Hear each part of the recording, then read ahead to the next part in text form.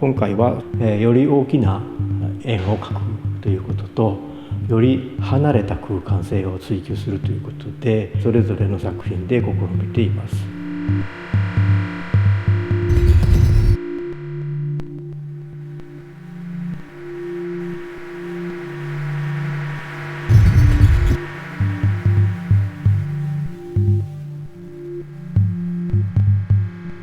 正面の作品はパラサイトで、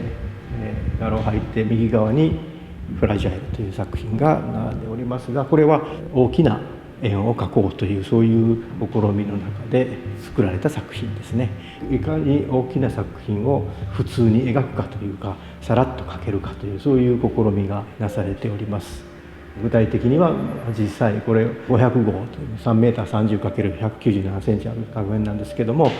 それを机の上で A3 の紙に描くような感覚で描こうという、そういう試みです。だから実際使う筆とかそういうのも大きくなって、絵の具も大量になってというそういう形になります。なので、床に寝かせて描くんですけれども、絵の具はバケツいっぱい溶いてキャンバスの上に流して、それを幅広いハケで伸ばしていくみたいな、そういう形で、それがあたかも机の上で A4 の紙の上に幅広いハケでさっと描いたような、そういう後味というか余韻というか、そういうものを大画面で追求した作品と言っていいかなと思います。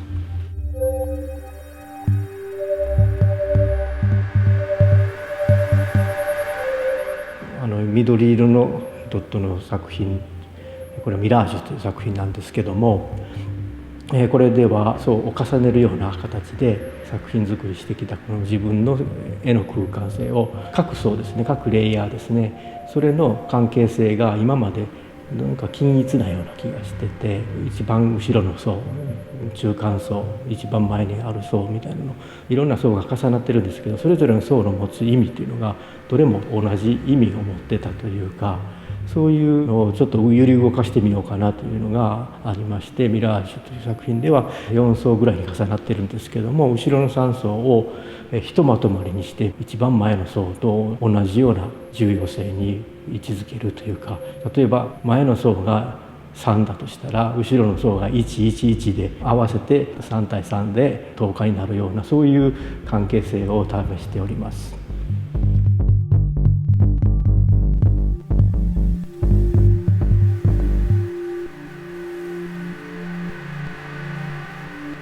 カラーフィールドみたいな包み込まれるような画面とか大きさというのを意識するのは最初からのテーマでもあります。僕は大きな作品を作る前は紙の上で A4 もしくは A3 ぐらいのスケッチブックでいろいろとドローイングをしたり、アクリル絵の具とか水彩絵の具を使って試してたのを、デュッセルドルフのアカデミーにいた頃に教授のディベッツが見て、この作品を大きな人の背丈よりも大きなサイズで表現したらお前の世界観がよく表されるかなみたいな、そういう話をされて、それ以来お前の作品はでっかくないといかんみたいな、そういう話になって、で実際作ってみて、自分の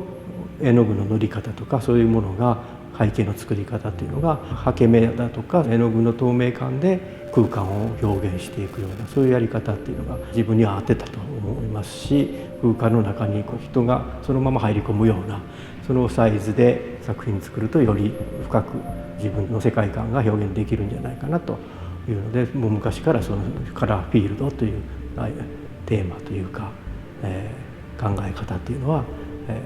ずっと自分の作品の中で大事に思っているところです。